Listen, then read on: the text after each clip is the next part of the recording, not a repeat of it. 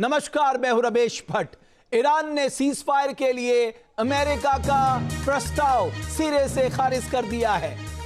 Donald Trump के 14 सूत्री प्रस्ताव को मानने से पूरी तरह से इनकार कर दिया है।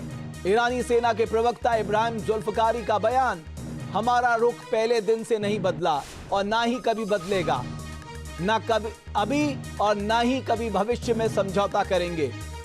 जिसे ये रणनीतिक शक्ति कहते हैं वो अब रणनीतिक विफलता बन चुकी है। यानी जो 14 सूत्री प्रस्ताव अमेरिका ने ईरान के पास भेजा था, ईरान ने उसे सिरे से खारिज कर दिया। माना भी जा रहा था कि जिस तरह की शर्तें अमेरिका ईरान के सामने रख रहा था वो एक तरह से पूरी तरह से सरेंडर करने जैसी थी।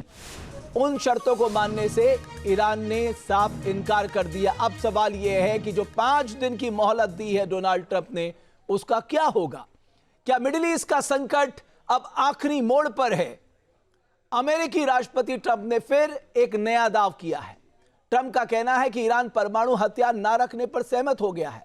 इतना ही नहीं, ट्रंप के मुताबिक तेहरान ने अमेरिका को एक कीमती तोहफा भेजा है और वो समझौता करना चाहता है। लेकिन दूसरी तरफ ईरान ने अमेरिका के सामने कड़ी शर्तें रख दी हैं, जो ट्रंप के लिए रेड लाइन है। यानी बातचीत होगी या नहीं, कुछ कहा नहीं जा सकता।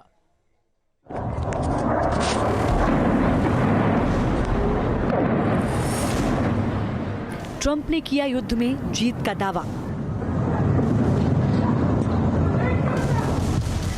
फिर क्यों फेंका बातचीत वाला पासा? ईरान के मिस्ट्री मैन ने कराया लिफ्ट। ट्रंप को क्या उसी ने भेजा बेशकीमती गिफ्ट? अमेरिका का 15 पॉइंट प्लान बनाम ईरान की 4 अहम डिमांड। क्या मिडिल ईस्ट से अच्छी खबर आने वाली है? क्या 26 दिनों से जारी युद्ध की आखिरी घड़ी आ चुकी है? और क्या अमेरिका और ईरान बातचीत के टेबल पर पहुंच चुके हैं? ये सवाल ऐसे हैं जो दुनिया भर के अखबारों की सुर्खियां बने हुए हैं और इसके पीछे की वजहें भी हैं। क्योंकि राष्ट्रपति ट्रंप ने दावा किया है कि अमेरिका युद्ध जीत चुका है और अब ईरान के साथ अच्छी बातचीत हो रही है। राष्ट्रपति ट्रंप का दावा है कि ईरान ने अमेरिका को एक बहुत बड़ा तोहफा दिया है। उन्होंने जोर देकर कहा कि ये तोहफा ईरान के परमाणु प्रोग्राम से नहीं बल्कि तेल और गैस से जुड़ा हुआ है। हालांकि उन्होंने इस तोहफे के बारे में ज्यादा खुलासा नहीं किया। कहा जा रहा है कि इस डील की बिसात बिछाई है पाकिस्तान ने।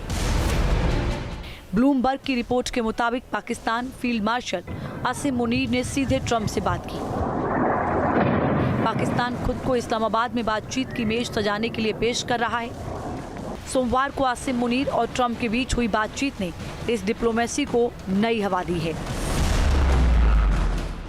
इजराइल के चैनल 12 ने उस कथित समझौते की 15 शर्तों की लिस्ट जारी की है जो अमेरिका और ईरान के बीच टेबल पर हैं। दावा किया जा रहा है कि ये लिस्ट अमेरिका ने पाकिस्तान तक पहुंचा दी है। इन शर्तों में शामिल हैं: ईरान अपने परमाणु कार्यक्रम को खत्म करे, अपने एनरिच्ड यूरेनियम IAEA को सौंपेगा, Natanz Isfahan Fordow nuclear facility को नष्ट करेगा, ईरान अपने प्रॉक्सी नेटवर्क को छोड़ देगा, होर्मुज में मुक्त समुद्री क्षेत्र बनाने पर सहमत होगा, अपने मिसाइल कार्यक्रम को खत्म कर देगा, ईरान पर से सभी प्रतिबंध हटा लिए जाएंगे। लेकिन जानने वाले जानते हैं कि ये ईरान के लिए ऐसी शर्तें हैं जिन्हें मानना उसके लिए नामुमकिन है, खासकर तब जब ईरान की सत्ता की सारी पावर निकलकर IRGC के हाथों में पहुंच चुकी है। ईरान के पास ऐसा कोई नेता नहीं जो सर्वमान्य हो। फिलहाल ईरान के तमाम फैसले IRGC के कमांडर ही ले रहे हैं। अमेरिका के साथ बातचीत का जवाब भी IRGC की तरफ से ही दिया जा रहा है और IRGC का ताजा रुख ये है कि वो अमेरिका के साथ बातचीत के लिए पहले भी नहीं तैयार था और ना अब है, ना ही भविष्य में कोई योजना है। दूसरी तरफ अमेरिकी अखबार वॉल स्ट्रीट जर्नल की रिपोर्ट ईरान के इरादों पर से पर्दा उठाती है। ईरान ने ट्रंप के प्रस्ताव के बदले ऐसी शर्तें रख दी हैं जो अमेरिका के लिए किसी झटके से कम नहीं। फिलहाल ईरान की मांगे देखिए। भविष्य में किसी भी हमले की लिखित गारंटी, ईरान पर लगे तमाम आर्थिक प्रतिबंधों का खात्मा, मिसाइल प्रोग्राम जारी रखने की इजाजत मिले, होर्मुज से गुजरने वाले जहाजों से ईरान टैक्स यानी फीस वसूलेगा, ईरान को हुए नुकसान का मुआवजा मिले। ट्रंप के लिए ये मांगे रेड लाइन हो सकती हैं। अमेरिका के अंदर भी इस मुद्दे पर एक राय नहीं है।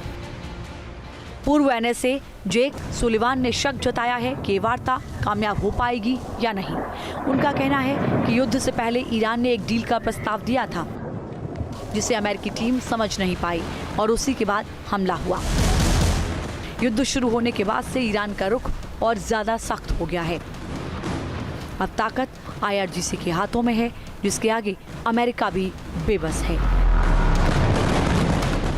Team news nation. ईरानी संसद के स्पीकर मोहम्मद बागेर गालिबफ की धमकी है, मातृभूमि की रक्षा करने के हमारे इरादे का टेस्ट मत लो। मिडिल ईस्ट में अमेरिकी हरकत पे हमारी पैनी नजर है। अमेरिका के सैनिक तैनाती पर हमारी नजर है। अमेरिका नेतन्याहू के भ्रम का शिकार हो गया है।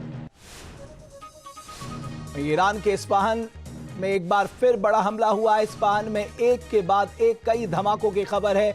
आईआरजीसी और बासिस फोर्स के ठिकानों पर अटैक हुआ है। हमले के बाद धुएं का गुबार देखा गया है। इस्फहान जो है वो न्यूक्लियर प्लांट है ईरान का, और वहां पर धमाके की खबर सुनाई दी है। और मेरे साथ अतिथियों का एक खास पैनल जुड़ रहा है। मेरे साथ प्रोफेसर स्वर्ण सिंह साहब जुड़ रहे हैं, बहुत धन्यवाद आपका। एयर कमोडोर रिटायर्ड एएस बहल साहब, बहुत धन्यवाद। और कर्नल शैलेंद्र सिंह साहब रिटायर्ड, आप तीनों का मैं बहुत धन्यवाद करता हूं न्यूज नेशन के मंच पे आने के लिए। एयर कमोडोर एएस बहल साहब, ये तो ईरान ने आउटराइटली रिजेक्ट कर दिया ये जो 14 पॉइंट प्रपोजल भेजा था। बिल्कुल सही कह रहे हैं आप। ये तो वही बात होगी ना कि ट्रंप अपने आप से बात कर रहे हैं, तो इसी वजह से उनके नाम के आगे सोलिप्सिस्ट बोला जाता है। सोलिप्सिस्ट वो होते हैं, स्वर्ण सिंह सर बताएंगे आपको कि वो होते हैं जो सेंटर ऑफ अपने आप को सेंटर ऑफ यूनिवर्स समझते हैं, और जो भी उनके मन में होता है वो बोल देते हैं, और उसकी वजह से वो सोचते हैं कि वो पूरा हो जाएगा। लेकिन जब भी कभी डिस्कशंस होती हैं तो दोनों साइड अपनी एक्सट्रीम पोजीशंस को रखते हैं। ये नॉर्मल होता है मीडिएशन के अंदर। लेकिन मीडिएशन हो किसके साथ रही है, ये बहुत बड़ा प्रश्न है, क्योंकि ईरान तो मान ही नहीं रहा कि उसके साथ मीडिएशन हो रही है। यहां तक सुनने को आया कि पाकिस्तान ने जो 14 या 15 पॉइंट जो उनके पॉइंट्स हैं वो भेजे हैं अमेरिका के ईरान को। लेकिन मैं यहाँ एक दो चीजें कहना चाहूंगा। अगर आप ऐसी शर्तें रखते हैं जो कोई भी मान ही नहीं सकता, चाहे अमेरिका रखे चाहे ईरान रखे, तो आप मुझे बताइए कोई समझौता हो सकता है क्या? और दूसरी चीज है, जो अमेरिकी राष्ट्रपति डोनाल्ड ट्रंप कह रहे हैं कि कल उन्हें एक बहुत बड़ा गिफ्ट, बहुत बड़ा अमाउंट भेजा गया है, और इससे पता लगता है कि बातचीत बहुत सीरियस प्लेयर से हो रही है। वो क्या था फिर?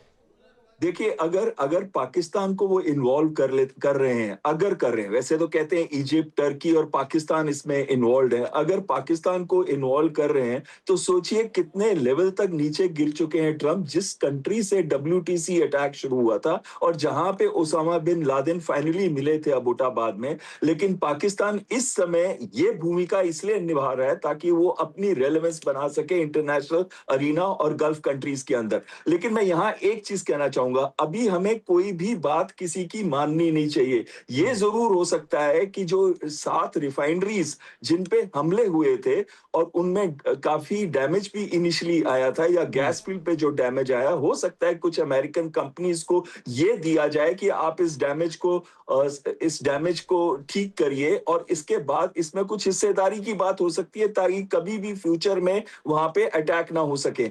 ये बात जरूर हो सकती है, लेकिन ये सब स्पेकुलेशन है। ठीक है बहल साहब, मैं आपने अपनी बात रखी। प्रोफेसर स्वर्ण सिंह, क्या इसको इस तरह से मान सकते हैं कि साहब पब्लिकली डिनाइल चल रहा है और प्राइवेटली जो है एंगेजमेंट चल रही है? सबसे पहले तो ये मुझे लगता है अच्छा संकेत है कि यहाँ लगातार पिछले 4 हफ्ते से दोनों तरफ से कौन कितना नुकसान किसको पहुंचा चुका है, कितना और विनाश करने की तैयारी में है, उससे हटकर अब बातचीत पर बात हो रही है। हालांकि इजराइल के हमले लगातार हो रहे हैं, ईरान जवाब भी दे रहा है, पर जो अमेरिका है और ईरान है, उनमें जो खबरें आ रही हैं वो उनके रिएक्शंस हैं कि वो बात करेंगे या नहीं करेंगे या कैसे करेंगे वगैरह वगैरह। तो हमलों से हटकर बातचीत पर बात होना जो है वो मुझे लगता है अपने आप में पहली बात अच्छा संकेत है। दूसरा ये कि जब भी युद्ध में आप देखें बातचीत शुरू होती है तो दोनों तरफ से ही बहुत ही आक्रामक रुख से बात शुरू होती है। दोनों ऐसी चीजें सामने लाते हैं जो लगता है कि दूसरी और के जो निगोशिएटर्स होंगे उनको मानना बिल्कुल मुश्किल होगा, जो असंभव होगा। हमेशा ऐसे ही शुरुआत होती है बात की, ताकि धीरे धीरे फिर कंसेशन किए जाएं। और राष्ट्रपति ट्रंप के लिए, शायद ईरान के लिए भी ये लागू होगा, पर राष्ट्रपति ट्रंप के लिए जो उनकी डोमेस्टिक कंस्टिट्यूएंसीज हैं, जो उनकी रिपब्लिकन पार्टी है, अपनी टीम है, उनको भी साथ लेना एक उनकी मजबूरी होती है। इसीलिए आपने अभी अभी जैसे अपने प्रोग्राम में दिखाया कि राष्ट्रपति ट्रंप कह रहे हैं कि उनको कोई बहुत बड़ी गिफ्ट मिली है, जिसको उनके खुद अपने शब्दों में उन्होंने कहा कि गिफ्ट भारी भरकम अमाउंट है साहब। मनी की बात जब उन्होंने की है तो मुझे लगता है कि इसमें वो इशारा कर रहे हैं कि शायद ईरान भविष्य में अपने तेल या गैस के संसाधनों पर अमेरिकी कंपनियों को शायद दरवाजा कुछ खोलने का संकेत एटलीस्ट उन्होंने सुना है। पर यह भी बात सही है कि वो ईरान कह रहा है कि वो अपने आप में ही अपनी बात कर रहे हैं, बिल्कुल हमसे कोई बात हो नहीं रही। तो ये है कि इसमें अपने आप मुझे लगता है संकेत अच्छा है। पर क्या ये वाकई आपने एक बहुत पॉजिटिव नोट के साथ शुरुआत की है प्रोफेसर स्वर्ण सिंह की, एटलीस्ट कम से कम एक बातचीत का माहौल तैयार तो हो रहा है। जाहिर है डिप्लोमेसी और डिनायल साथ साथ चलते हैं जब आप इतने बड़ा युद्ध लड़ रहे हैं और शुरुआती चरण पे बातचीत चल रही होती है। लेकिन साहब जिस तरह का ये 14 पॉइंट प्रपोजल होता, आपने सही कहा, बहुत आक्रामक प्रपोजल भेजा है, कोई भी इसे मानने को तैयार नहीं, और अमेरिका भी जानता है कि ईरान इसे बिल्कुल नहीं मानेगा करके, और जो ईरान कह रहा है वो भी ईरान जानता है कि अमेरिका नहीं मानेगा करके। लेकिन उसके बावजूद जब आप निगोशिएट करते हैं तो फिर आहिस्ता आहिस्ता आप बातचीत के टेबल पे आते हैं और कुछ मुद्दों पे आपकी सहमति बनती है। इन सब के बीच मिडिल ईस्ट में युद्ध के बीच दिल्ली में सर्वदलीय बैठक शुरू। विदेश मंत्री एस जयशंकर, हरदीप पुरी बैठक में मौजूद। कांग्रेस, जेडीयू, एसपी, सीपीएम नेता बैठक में शामिल हैं। टीएमसी ने बैठक का बहिष्कार किया है। सरकार ने पश्चिम एशिया के हालात पर चर्चा के लिए सर्वदलीय बैठक बुलाई है और यह बैठक दिल्ली में शुरू हो चुकी है। अब कर्नल शैलेंद्र सिंह साहब, एक बात जो वाकई जो ये 14 सूत्री जो प्रपोजल है, अब आप कह रहे हैं कि साहब आप अपना न्यूक्लियर प्रोग्राम पूरी तरह डिस्पेंटल कर दीजिए। डिस्पेंटल तो कर ही दीजिए, फ्यूचर में आप कभी सपने में भी नहीं सोचेंगे आप कोई न्यूक्लियर प्रोग्राम बनाएंगे। दूसरा आप कह रहे हैं आप अपनी बैलिस्टिक मिसाइल प्रोग्राम को रिव्यू करिए। फिर आप कह रहे हैं आप अपना इनरिच्ड यूरेनियम हमें सौंप दीजिए। यानी एक तरह से आप इनडायरेक्टली तो कह ही रहे हैं ना कि आप मेरे शरणों में आ जाओ, मेरी पूरा सरेंडर कर दो मेरे आगे। जय हिंद, नमस्कार। As a student of diplomacy में ये ज़रूर कहूँगा कि जब इस तरह की बात करी जाती है ना, तो this is what we call you are trapping the other party. आपने अब तक सुना था कि ईरान बोल रहा था हमसे तो बातचीत ही नहीं हो रही, हमसे नेगोशिएशन भी नहीं हो रहे, कहीं कुछ भी बात नहीं चल रही। अब कम से कम ये तो ऑफिशियल आ रहा है कि वो 14 या 15 सूत्री कार्यक्रम आपके पास आया है, ऑफिशियल एक्नॉलेजमेंट है। दूसरा, हम इसे रिजेक्ट करते हैं, प्लस 6 कंडीशंस जो ईरान ने डाली। अगर आपकी बातचीत ही नहीं चल रही तो ये 6 कंडीशन किसके लिए है? ये क्या मुनीर के लिए है, शाहबाज के लिए है, या किसके लिए है? देखिए, this is what is called as shadow diplomacy जो इस समय चल रही है, कि आप डायरेक्टली सामने कुछ और कहेंगे लेकिन पीछे ही पीछे। ओके, आप कह रहे हैं डिप्लोमेसी और डिनाइल साथ साथ चल रही है। Yes yes, 100%। ये एक फर्स्ट स्टेज होती है कि यस, आप डिप्लोमेसी में आए, पहले शैडो में आए, फिर इफेक्टिव डिप्लोमेसी में आए, और उसके बाद कहीं जाकर आप देखेंगे कि आपके बीच में नेगोशिएशन होंगे। 15 में से आप 6 पॉइंट्स छोड़ोगे, 7 छोड़ोगे, 8 छोड़ोगे, मुद्दे 2 या 3 ही निकल कर आते हैं, चाहे वो 6 हो चाहे ये 15 हो। दोनों को आप देखेंगे कि चीज़ें उस, हमारे यहाँ कहा जाता है ना कि डिप्लोमेसी में जब आप मांग रहे हो ना तो कोई लिमिट मत रखिएगा। मांगिए सब कुछ, क्योंकि आपको भी मालूम है कहीं ना कहीं किसी ना किसी जगह नेगोशिएशन होगी, और नेगोशिएशन में वो 10, 12, 14 पॉइंट में से अल्टीमेटली आपको मालूम है वो 2 या 3 मैक्सिमम आपके मेन पॉइंट्स। लेकिन बहल साहब, हमारे यहाँ कहते समा शोभती उस भुजंग को जिसके पास गरल हो। अब अमेरिका कह रहा है तुम अपनी गरल छोड़ दो। अब उसी गरल के सामने तो अब अमेरिका भी तैयार हो गया, साहब इनसे युद्ध लंबा नहीं लड़ सकते, इनसे बातचीत करनी पड़ेगी। तो आप कह रहे हैं कि साहब आप अपनी गरल छोड़ दीजिए, मैं पूरी गरल रखूंगा अपने पास, आप छोड़ दीजिए। ऐसा कौन मानेगा साहब? देखिए, आप बात बिल्कुल सही कर रहे हैं, बट आप जोकर इन द पैक को मत भूलिए। जोकर इन द पैक है इजराइल, और वो कभी भी नहीं चाहेगा कि इस समय युद्ध रुके। और आप इसको भी मत भूलिए कि सऊदी अरेबिया भी बैकडोर से प्रेशर डाल रहा है अमेरिका पे कि ये अच्छा मौका है, आप कंटिन्यू करिए युद्ध को। कहीं ना कहीं गल्फ के कुछ कंट्रीज हैं, जैसे यूएई है, सऊदी अरेबिया है, जो चाहते हैं कि इसका एक परमानेंट सॉल्यूशन हो गल्फ का, और वो स्ट्रेट्स ऑफ हॉर्मुज है, अमेरिका अपने हाथ में ले ले। अब दूसरी बात आती है अमेरिका की। अमेरिका की बात में आपने बिल्कुल सही कहा था कि ट्रंप फंस चुके हैं और ट्रंप को निकलना एक ऑनरेबल एग्जिट के साथ। लेकिन इसी वजह से वो चाहते हैं कि ऐसी कोई भी सिचुएशन ना हो कि बूट्स ऑन ग्राउंड डालने पड़े, और वो ये स्ट्रेटेजिक पॉज ले रहे हैं। मैं यहाँ पे डी एस्केलेशन नहीं कह रहा हूं, मैं यहाँ पे स्ट्रेटेजिक पॉज कह रहा हूं। इस स्ट्रेटेजिक पॉज के अंदर वो अपनी फौजों को और बढ़ा रहे हैं। आप देखिए 82nd एयरबोर्न डिवीजन की भी बात आ गई है, 31 MEU की भी बात आ गई, जो सी से आएगी, एक एयर से आएगी। और उसमें क्या करेंगे वो? क्या वो स्ट्रेट्स ऑफ हॉर्मुज को खोलेंगे आइलैंड्स लेके, कि क्या वो खर्ग आइलैंड को लेंगे, जो ले ही नहीं सकते अनलेस वो सऊदी अरेबिया या कुवैत से जाएं?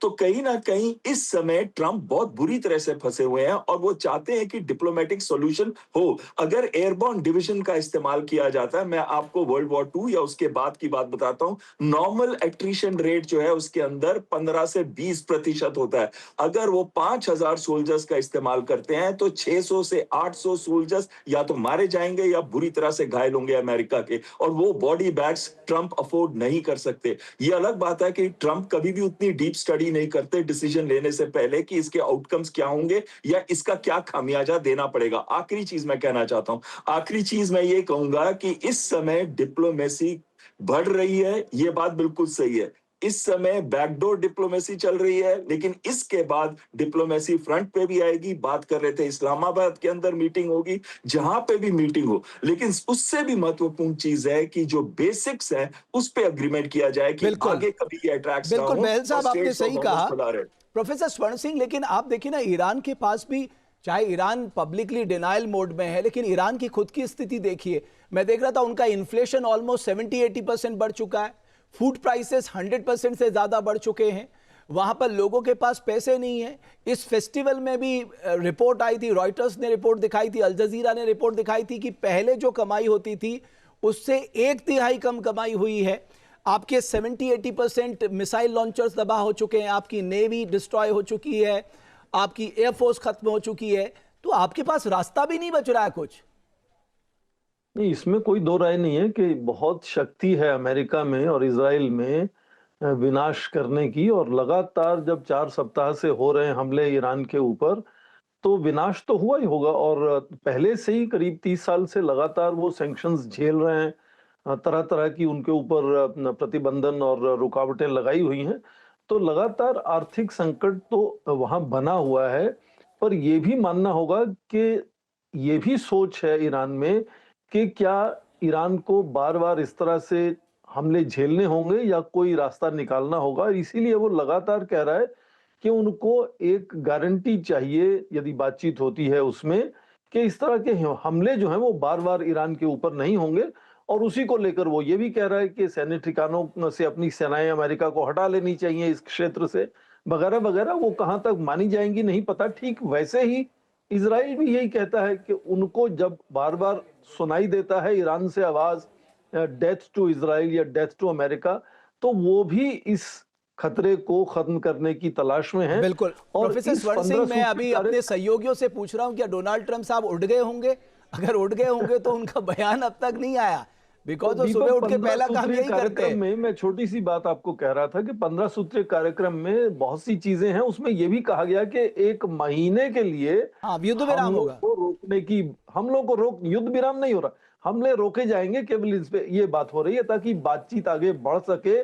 पर यदि आप पिछले जून के और इस फरवरी के हालात को देखें कि बातचीत होते हुए हमले हुए थे और जिस तरह से सेना लगातार तैनात की जा रही है पूरे क्षेत्र बिल्कुल। में अमेरिका की, तो वो खतरा भी बना रहेगा कि क्या शैलेव सिंह, एक आडंबर है। एक इस बातचीत में ना जो सबसे बड़ा मुद्दा है वो है डिस्ट्रस्ट का, क्योंकि ओमान जब निगोशिएट कर रहा था ऑलमोस्ट बातचीत लगभग ऐसे स्टेज पे थी, ईरान ज्यादातर बातें मानने को तैयार हो गया था, लेकिन उससे पहले हमला कर दिया। यहां भी जो है ये अविश्वास है, ये सबसे बड़ी खाई है। मतलब डोनाल्ड ट्रंप पे ईरान क्या कोई भी ट्रस्ट नहीं करता आज के दिन में, उनके सहयोगी कुछ ट्रस्ट नहीं कर रहे हैं, लेकिन ये सबसे बड़ा आपको लगता है ये एक ऐसा मुद्दा है, ये मतलब ईरान को भी समझ में नहीं आ रहा, ऐसा तो नहीं है टाइम बाई कर रहे हैं करके? नहीं, it's not matter of time by अगर आप कर भी लेंगे कितने दिन और कर लेंगे, चाहे वो ट्रंप हो चाहे वो ईरान हो। देखिए अल्टीमेटली ये एक एस्टैब्लिश नॉर्म है, आप ये लड़ाई 6 महीने और चला लीजिए, उसके बाद भी बातचीत करेंगे, 1 साल बाद चला लीजिए तब भी बातचीत करना पड़ेगा, क्योंकि अगर आपको रोकना है तो अपने आप को सिर्फ आप बातचीत से ही रोक पाते हैं। अब आती है बात ट्रस्ट की। ट्रस्ट में बातचीत का जो सबसे बड़ा ट्रम्प कार्ड होता है वो क्या होता है कि कौन करा रहा है। अब अगर आज आप आई डोंट नो कैसे आकलन कर रहे हैं, पाकिस्तान अगर करा रहा है तो वेल, अगर पाकिस्तान की इतनी काबिलियत है, इतनी हैसियत है, और मैं तो कहूँगा मोस्ट वेलकम, लेकिन फिर उसे टीटीपी के साथ भी करा लेना चाहिए, उसे वो बलूच के साथ भी कराना चाहिए, पीओके में भी उसको कराना चाहिए, मैं तो कहता हूँ सिंध के साथ भी कराना चाहिए। कौन सी ऐसी जगह है जहां पाकिस्तान कुछ भी करा पाएगा? मैं क्रिटिसाइज नहीं कर रहा, मैं स्टैंडिंग की बात कर रहा हूं, भरोसे की बात कर रहा हूं, कहा जा रहा है आसिम मुनीर साहब ने डोनाल्ड ट्रंप को सीधे फोन किया। तो मैं भी आपको आज बोल देता हूं, लगा दीजिए फोन, मैं भी बोलने के लिए तैयार हूं। टीटीपी और आपके बीच में मेरे गुरजिंदर विहार में आ जाइए, मैं आपकी वो करा देता हूं। ये ऑफर है। एंड बाय द वे, बड़ी जिम्मेदारी की स्टेटमेंट बोल रहा हूं, मीडिएटर्स प्रेस कॉन्फ्रेंस नहीं करते, they play the game, they make the other people play the game. Diplomacy में और स्पेशली नेगोशिएशन, पॉज, इन सब चीजों के अंदर सबसे बड़ा जो पार्ट आता है वो आता है आपकी रिलायबिलिटी। मुझे आप तीनों मेहमानों से एक बात अच्छी लगी कि तीनों ने होप जताई है कि नहीं ये बातचीत शुरू हो चुकी है। ये सबसे अच्छा मुझे लगता है कि जो इस डिस्कशन से मैं कहूंगा जो लब्बुलू आप निकला है वो ये है कि चलो बातचीत कम से कम शुरू हो रही है, चाहे ईरान पब्लिकली डिनायल मोड में दिख रहा है या ट्रंप साहब कुछ भी कह रहे हैं, लेकिन हाँ ये बात भी सच है कि ईरान से ज्यादा इस समय डोनाल्ड ट्रंप चाहते हैं कि आप कोई एग्जिट पॉलिसी पता लगाओ जाकि मैं इस युद्ध से बाहर निकलूं, क्योंकि मैंने कहा ना उनके घरेलू राजनीति में उसका बहुत असर हो रहा है। वो ऐसा इसलिए मैं कह रहा हूं क्योंकि आपने प्रॉमिस किया था अमेरिका के लोगों को मैं रोजगार दूंगा, आपने कहा मैं इकोनॉमी को आगे ले जाऊंगा, आपने कहा था मागा मेक अमेरिका ग्रेट अगेन, आपने तमाम वादे किए, लेकिन आप यहां आपने कहा था युद्ध रोकूंगा, आप खुद युद्ध पे युद्ध करे जा रहे हैं। बहरहाल एक बड़ी खबर आ रही है, आप सब मेहमान मेरे साथ बने रहिए, मैं जल्द हाजिर होता हूं। ईरान पर हमले को लेकर अमेरिकी सेंट्रल कमांड का बयान, A-10 थंडरबोल्ट लड़ाकू विमानों ने ईरान पे हमला किया है। सऊदी अरब पर एक बार फिर हमले की खबर है, हमने ड्रोन हमले को नाकाम किया है, यह कहना है सऊदी अरब का, और सऊदी अरब ही कह रहा है अमेरिका से कि यह मौका बिल्कुल दुरुस्त है, ईरान पर पूरी ताकत से प्रहार किया जाए। मिडिल ईस्ट में जंग के बीच ब्लूमबर्ग के हवाले से बड़ी खबर, अरब देशों को ईरान के खिलाफ युद्ध में शामिल होने से रोक रहा है तुर्की। अरब देशों पर युद्ध से दूर रहने का दबाव डाल रहा है तुर्की। यह ब्लूमबर्ग की रिपोर्ट है। जंग के बीच पाकिस्तान को ईरान से बड़ा झटका, ईरान ने पाकिस्तानी शिप को हॉर्मुज पार करने से रोक दिया है। सेलेन नाम के एक जहाज को हॉर्मुज पार करने से रोका, ईरान ने हॉर्मुज से पाकिस्तानी जहाज को वापस भेजा। नियमों का हवाला देकर पाकिस्तानी शिप को वापस भेजा गया। शिप ने नियमों का पालन नहीं किया, यह IRGC का कहना है, इसलिए शिप को वापस भेज दिया गया। हॉर्मुज स्ट्रेट पर ईरान का एक और बड़ा बयान, जो हमारे खिलाफ उन्हें हॉर्मुज स्ट्रेट से गुजरने की इजाजत नहीं। ईरान के ऐलान के बाद हॉर्मुज में शिप की आवाजाही पूरी तरह से बंद है। मिडिल ईस्ट जंग में जुड़ी इस वक्त की सबसे बड़ी खबर, अमेरिका के aircraft carrier USS Abraham Lincoln पर हमले की खबर है। USS अब्राहम लिंकन पर क्रूज मिसाइल दागी है ईरान ने। ईरानी सेना USS अब्राहम लिंकन पर हमले का वीडियो भी जारी किया है।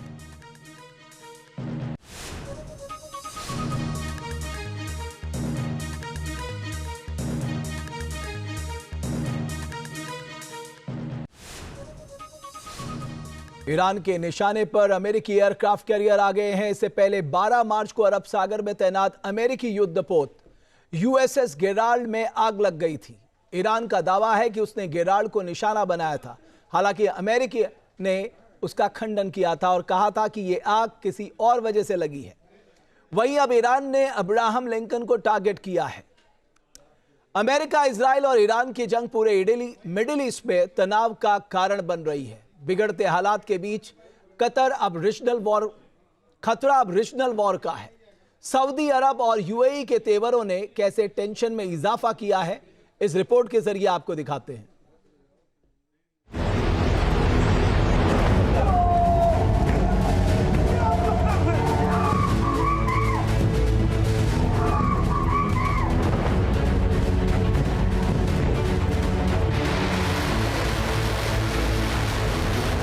ईरान के खिलाफ अरब देशों की आक्रामकता, मिडिल ईस्ट में युद्ध और भड़केगा।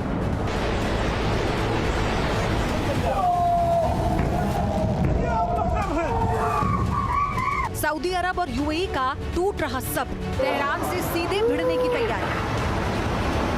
ईरान के हमलों से खाड़ी देशों में टेंशन, क्या होगा काउंटर मिलिट्री एक्शन।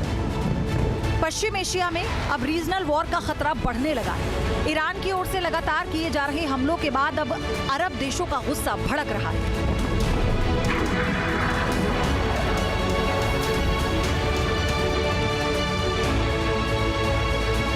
ईरान ने पिछले 24 घंटे में बहरीन, कुवैत, सऊदी अरब और यूएई में कई हमले किए। हालांकि ज्यादातर ड्रोन और मिसाइलों को डिफेंस सिस्टम ने हवा में ही मार दिया, मगर इस हरकत के बाद तल्खी और बढ़ गई है।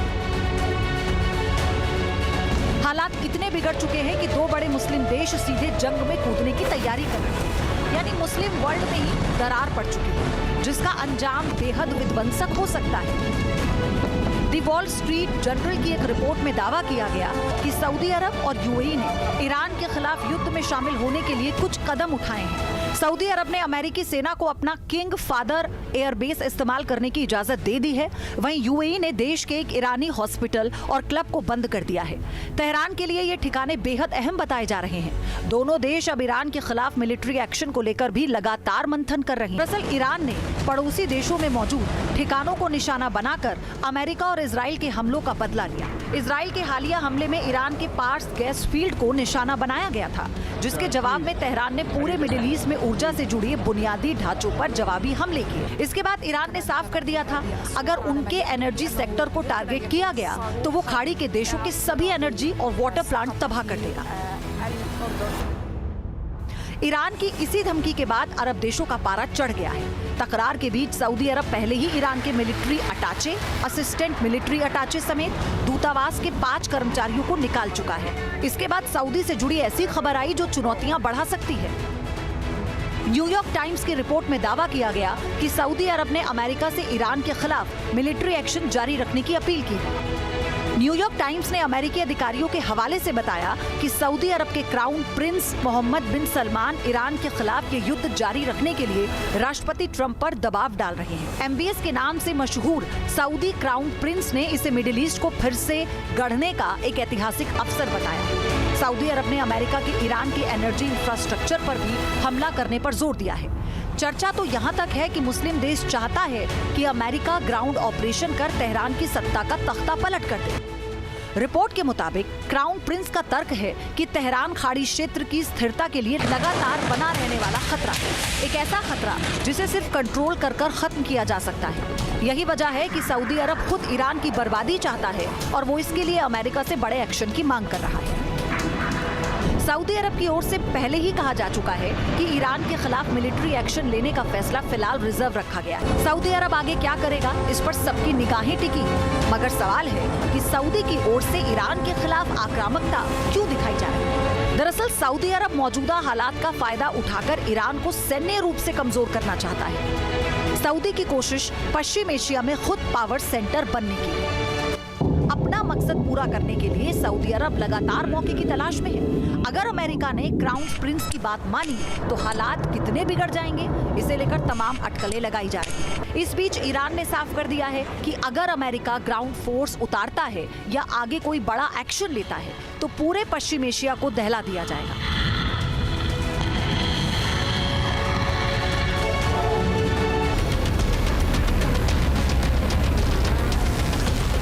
धमकी भरे बयान हर तरफ से आ रहे हैं। ऐसे में सबकी निगाहें अब अमेरिका के रुख पर टिकी हैं। सवाल है कि क्या ट्रंप सऊदी अरब की बात मानेंगे?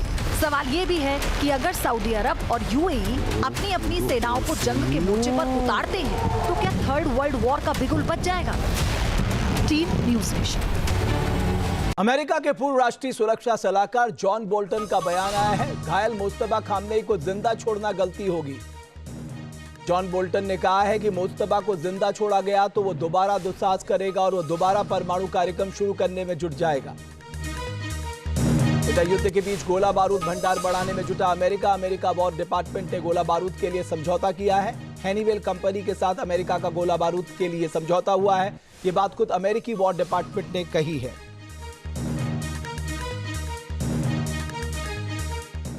पहल साहब, एक और बात सामने आ रही है कि जो ईरान की फॉरेन मिनिस्ट्री है उसकी ओर से ये बयान में अभी देख रहा था कि साहब जो भी मीडिएट कर रहे हैं देश, हमने उनको भी मना कर दिया है। बिल्कुल सही कह रहे हैं आप, लेकिन इसको इस सीरियसली हमको नहीं देखना चाहिए, प्राइमरली बिकॉज ईरान चाहता है कि उसकी एक कंडीशन ये भी है कि अमेरिकन फोर्सेस गल्फ कंट्रीज के अंदर अपनी फोर्सेस को हटा दें, यानी कि जो मिलिट्री बेस हैं अमेरिका के गल्फ कंट्रीज के अंदर, वहां से अपनी फौजें हटा दें। तो ये एक लास्ट हर्डल की तरह हो सकता है, लेकिन इसको सीरियसली हम नहीं ले सकते, क्योंकि जब भी बातें मानी जाती हैं तो कुछ बातें इधर की मानी जाती है, कुछ उधर की मानी जाती है। ईरान मिडिल ईस्ट में मिलिट्री अलायंस बनाने की भी बात कर रहा है मुस्लिम देशों के साथ। बिल्कुल वो इसको नेक्स्ट स्टेप पे लेके जा रहा है कि अगर आप देखिए, आपको तो अमेरिकन फोर्सेस प्रोटेक्ट नहीं कर पाई हमारे हमलों से, तो अगर हम बनाते हैं एक मुस्लिम फोर्स यहाँ के अंदर, नाटो टाइप नहीं बनाएंगे वो, बट मुस्लिम फोर्स बनाए जो कि डिप्लोमेसी के साथ साथ कोऑपरेशन, मिलिट्री कोऑपरेशन करे, तो कहीं ना कहीं वो अपनी सेफ्टी खुद देख सकते हैं। मैं एक बहुत इंपॉर्टेंट चीज यहाँ कहना चाहता हूँ, मुझे 30 सेकेंड्स और दीजिएगा। वो इंपॉर्टेंट चीज ये है कि गल्फ कंट्रीज ने एक लेसन तो सीख लिया है कि आप अपनी सिक्योरिटी आउटसोर्स नहीं कर सकते। आपको लगता है कि आपके पास पैसा है तो हम अमेरिका को मिलिट्री बेसिस दे देंगे तो अमेरिका हमारी प्रोटेक्ट कर देगा। कोई भी देश जो है, किसी की देश की आर्मी किसी और देश के लिए उतना नहीं लड़ेगी जितनी आपकी अपनी आर्मी लड़ेगी। उस शिद्दत से नहीं लड़ेगी, उस जोश से नहीं लड़ेगी, उस नेशनलिस्ट फीलिंग से नहीं लड़ेगी, आखिरी दम तक नहीं लड़ेगी। तो कहीं ना कहीं ये एक लेसन बहुत क्लियरली गल्फ नेशंस को मिल चुका है कि अपनी मिलिट्री को खुद स्ट्रांग करना पड़ेगा और अमेरिका से रिलायंस हटानी पड़ेगी और मुस्लिम देशों के अंदर अपनी कोऑपरेशन बढ़ानी पड़ेगी। शैलेंद्र सिंह साहब, एक और बात मैं आपको बताऊं, केवल इतना ही नहीं कह रहा। देखिए मनोविज्ञान देखिए ईरान किस तरह से खेल रहा है। वो कह रहा, मान लीजिए कल के दिन इजराइल जीसीसी कंट्रीज पे गोलियां चलाता है, तो क्या बदले में अमेरिका आपको बचाने के लिए इजराइल पे गोली चलाएगा? इसमें कोई शक नहीं है। इस तरह की बात को अगर हम थ्योरेटिकली देंगे वो नहीं आएगा बीच में। बट ज़्यादा बड़ी बात यह है कि अगर आप एक मिलिट्री अलायंस बना भी लेते हैं, इसको हेड कौन करेगा? ईरान करेगा। दैट मीन्स जो दबदबा या जो दादागिरी यूएस की दिख रही थी वो आज के बाद ईरान की हो जाएगी। अदरवाइज यहाँ तो मुस्लिम ब्रदरहुड भी था और उसके बावजूद आप देखते हैं सऊदी, यूएई, बहरीन, कतार, ये सब के सब पा रहे हैं कि उनकी ज़मीन की वो इज्जत नहीं रखी गई, सोवरेनिटी की वो इज्जत नहीं रखी गई जो वो चाहते हैं। उससे भी आप देखिए ना, अमेरिका इन सबको अलग अलग तरीके से डील करता है।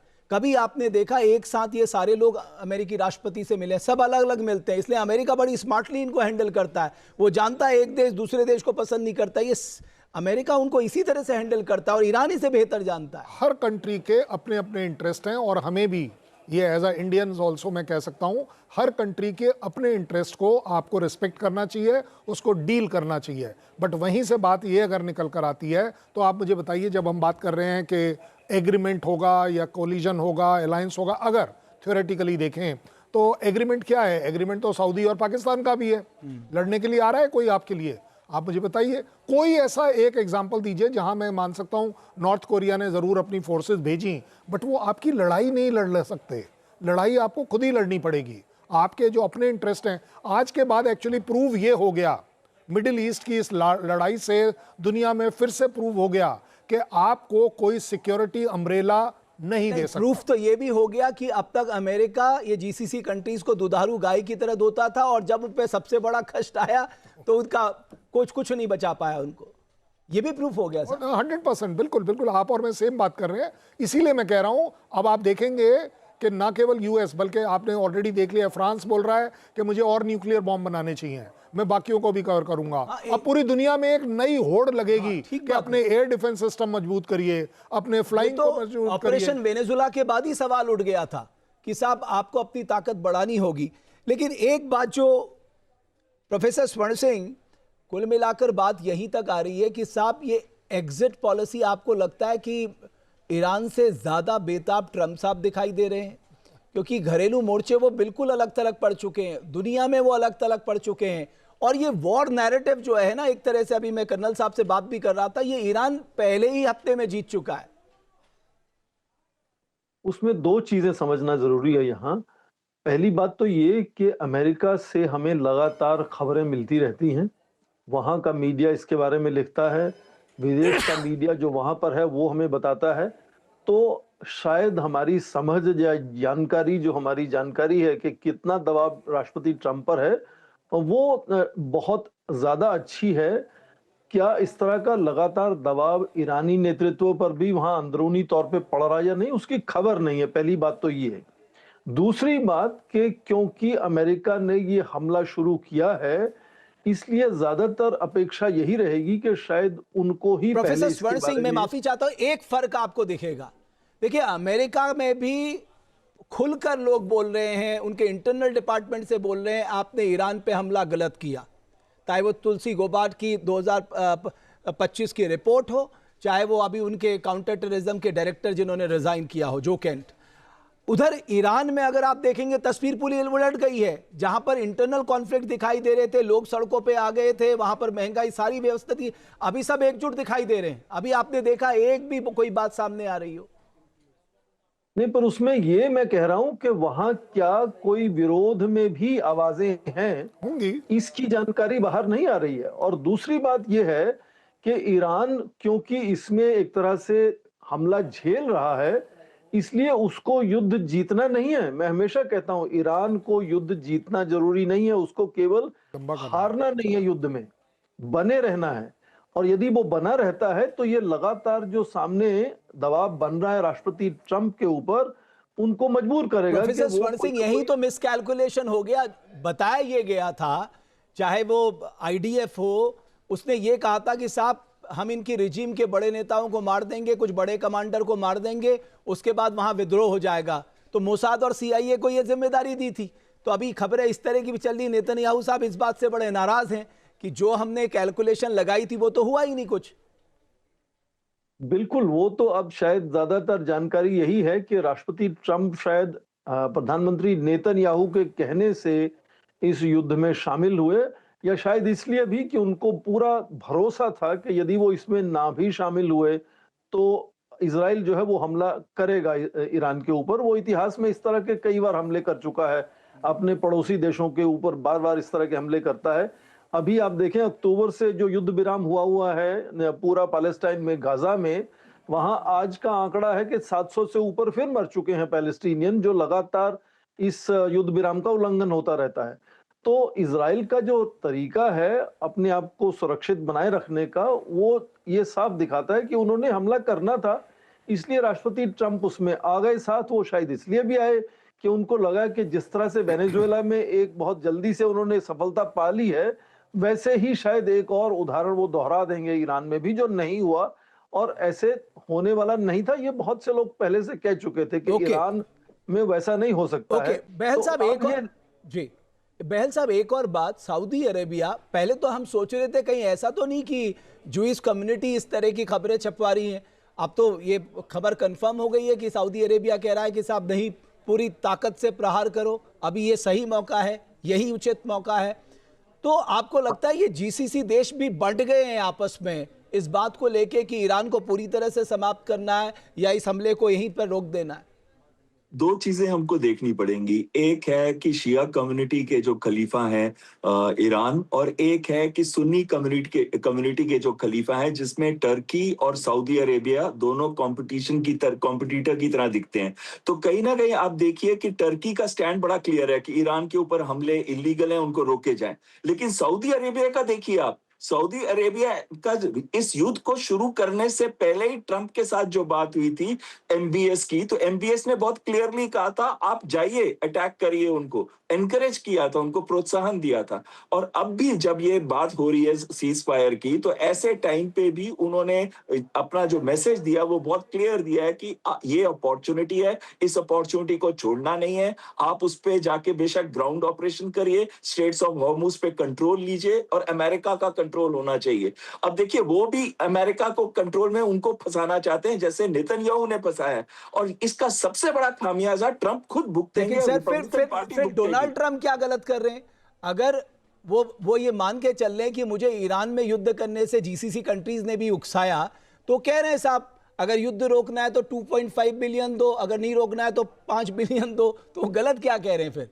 नहीं, ट्रंप का मेन चीज ये है कि अगर ये युद्ध बढ़ता है तो ट्रंप और रिपब्लिकन पार्टी को और भी ज्यादा नुकसान होगा, और इस वजह से ट्रंप को निकलना ही पड़ेगा अभी। और इस वजह से जो हम तीनों का एक ही आकलन आ रहा है कि by the end of this month तक कोई ना कोई डील के लिए वो तड़फड़ा रहे होंगे। लेकिन साथ में ये कहूंगा कि यस, ट्रंप इज उनके बारे में एक ही चीज प्रेडिक्टेबल है कि वो टोटली अनप्रेडिक्टेबल है। तो ऐसा अगर कोई उनको उकसा देता है और उनको एनकरेज कर देता है कि अब युद्ध में झोंक जाइए, अब चिंता मत करिए, बूट्स ऑन ग्राउंड, और हम पूरा ऑक्यूपाई कर लेंगे, हम सपोर्ट करेंगे, सऊदी अरेबिया करेगा, यूएई करेगा, पाकिस्तान भी आ जाएगा, ऐसी बातें सिर्फ कहने के लिए है। लेकिन अगर वो जंप करते हैं तो इसका खामियाजा अमेरिका को देना पड़ेगा। मैं सर की बातों से काफी हद तक इसलिए सहमत हूं। देखिए उनकी अप्रूवल रेटिंग तो बिल्कुल सबसे निचले स्तर पर है, यहां तक कि कहते हैं कि साहब जो बाइडेन साहब जो पूर्व राष्ट्रपति थे उनसे भी नीचे वो आप आ चुके हैं।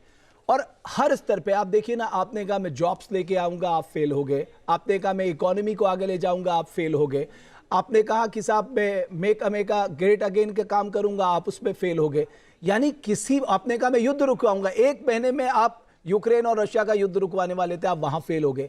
यानी आप किसी भी मोर्चे पे जो आपके चुनावी वादे थे उसमें एक पे भी आप नहीं है, और उल्टा आप जाके ईरान में फंस गए हैं। तो जाहिर है आप चौतरफा घिर गए हैं, आपके पास कोई प्लान भी नहीं था कि आप एग्जिट कैसे करेंगे। आपको लगता है कि आप केवल एक रास्ता उनके पास ये बचा है कि किसी भी तरह मान मनव्वल करके जो बीच का रास्ता निकलता है हम बाहर निकल जाएं। पॉलिटिकल स्लोगन्स पॉलिटिक्स में निकाले जाते हैं, ये पहली बार नहीं है, ट्रंप भी उसमें माहिर हैं, उसमें कोई डाउट नहीं है। लेकिन मेरा ये अपना आकलन है कि हर चीज में सिर्फ ये कहना कि ट्रंप ट्रंप ट्रंप, आपने कहा ट्रंप भी माहिर है, कोई और भी माहिर है क्या? चलिए नरेटिव वॉरफेयर में 2 ही लोग मशहूर हैं कि वो बेच पाते हैं, वो चूरन, वो एक आपने नाम बिना लिए सारा नाम ले लिया है। ज़्यादा बड़ी बात ये होगी कि Trump is not only Trump. Trump एक यूएस के वो वाले प्रेसिडेंट हैं जो कि अगर रात को कोई सपना भी लेता है ना तो उसके पीछे भी फीडबैक होती है, उसके पीछे भी प्लानिंग होती है, उसके इम्प्लीकेशंस होते हैं। ये एक अलग बात है कि finally blame game goes to Trump, इसमें कोई डाउट नहीं है। बट मेरा हमेशा से ये सोच रहा है, ये ट्रंप जो एग्जिबिट कर रहे हैं अपना कैरेक्टर, वो यूएस का कैरेक्टर है, डोमिनेशन यूएस का कैरेक्टर है, इकोनॉमी कंट्रोल करना यूएस का कैरेक्टर है, ऑयल, पेट्रो, डॉलर्स पूरे दुनिया में कंट्रोल करना यूएस की फितरत में है, उसके इंटरेस्ट में है। और इसीलिए आप पाते हैं कि हर जगह यूएस कौन सी चीज़ों को अचीव करता है, कौन सी ऐसी चीज़ है जिस पर उन्होंने हाथ डाला हो ह्यूमैनिटेरियन बेसिस पर। उनके अगर मोटे मोटे तौर पर देखें, चाहे आप वेनेजुएला ले लें, चाहे ग्रीनलैंड ले लें, जो मर्जी आए जगह ले लीजिए, दुश्मन को वो ऑयल नहीं मिलना चाहिए और मेरा ऑयल पर दबदबा होना चाहिए। अरबों डॉलर आपने युद्ध में खर्च कर दिए, लेकिन मानवता के लिए जो ग्लोबल वार्मिंग सबसे बड़ा संकट है वहां से आप कट लिए। वो तो देखिए, मैंने अभी इसीलिए कहा ना, उनका एम कुछ अलग है। ये यूएस का फितरत बता रहा हूं, और उसको हेड करते हैं ट्रंप। तो जायज बात है, अगर आप पाएंगे कि ट्रंप एक्चुअली इनफेमस इसलिए हो गए कि उन्होंने नोबेल पीस प्राइज मांग लिया, वहां से वो ज्यादा एक्सपोज हो गए, वहां से वो ज्यादा टारगेट हो गए। और आज हम पा रहे हैं पैसा, मैं let me tell you, US के पास वो सरप्लस पैसा है कि वो खर्च कर सकता है। क्यों?